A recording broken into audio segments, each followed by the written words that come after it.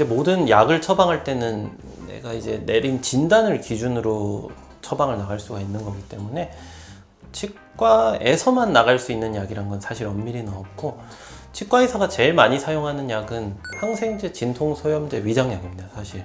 근데 왜냐하면 이제 입안에 뭐 다양한 종류의 염증이 생길 수가 있어요. 잇몸이 붓는다거나, 이가 흔들린다거나, 사랑니 주변이 부었다거나, 충치가 심해서 막 치통이 엄청 심한 것도 일종의 염증입니다. 충치 자체는 염증이 아니지만은 충치가 많이 진행돼서 안에 치아 속 신경 혈관 조직을 건들게 되면 그게 치수라고 하는데, 치수염이 생기고 통증이 심해지는 거죠. 여러 가지 종류의 염증이 있기 때문에 그 염증을 가라앉히기 위해서 소염 진통제를 보통 기본적으로 처방을 하게 되고, 제일 흔히 쓰이는 소염 진통제가 엔세이드라는 건데, 그 엔세이드라는 게 참 진통 효과도 소염 효과도 탁월한데 단점이 위궤양 같은 위장장애가 생길 수가 있어요. 속이 쓰리다고 하는 게 보통 엔세이드라는 약물의 부작용으로 일어나는 경우도 많아서 위장약을 같이 처방을 드리게 됩니다. 항생제는 또 뭐 사랑니 주변이 붓고 아니면 그 다른 염증이 생긴 것도 조금 부어있는 수준에서 떠나서 완전히 잇몸이 퉁퉁 붓고 뭐 피고름이 많이 나고 이런 것들은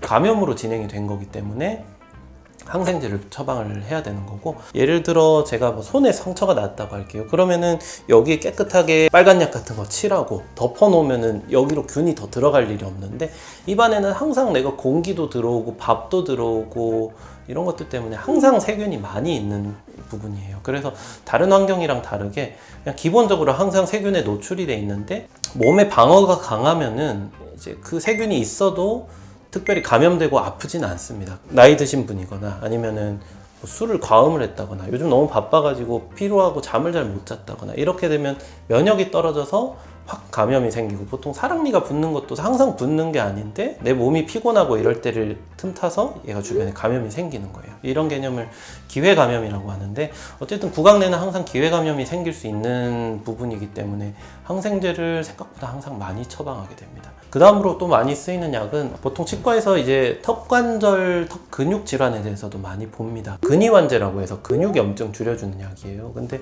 턱 근육도 그렇고 여기 근육도 그렇고 뭐 약을 하나 먹으면 여기만 적용되고 이런 게 아니라 몸의 근육에 다 적용되는 거기 때문에 근이환제도 저희가 많이 처방을 하는 약이고요.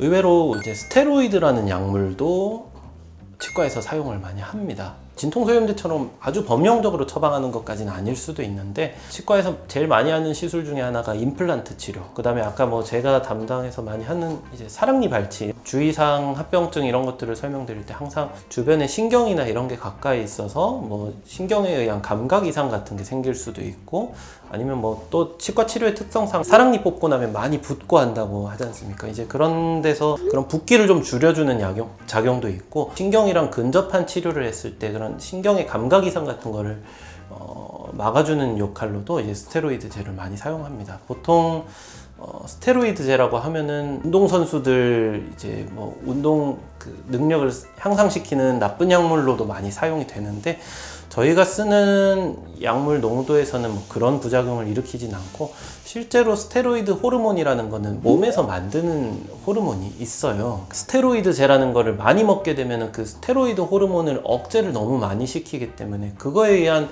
부작용들이 여러 가지가 일어날 수 있는데, 저희가 보통 뭐 1주, 2주 단위로 처방하는 스테로이드제로는 그런 효과는 없다고 보셔도 됩니다. 그래서 뭐 그런 부작용에 대해서는 크게 신경을 안 쓰셔도 되고, 만성적인 신경통이나 아니면은 뭐 턱관절 만성 통증 이런 데서는 그 신경통에 쓰는 약을 쓸 수도 있고, 만성 통증에서는 특이하게 항우울제 같은 약을 쓰는 경우도 있어요.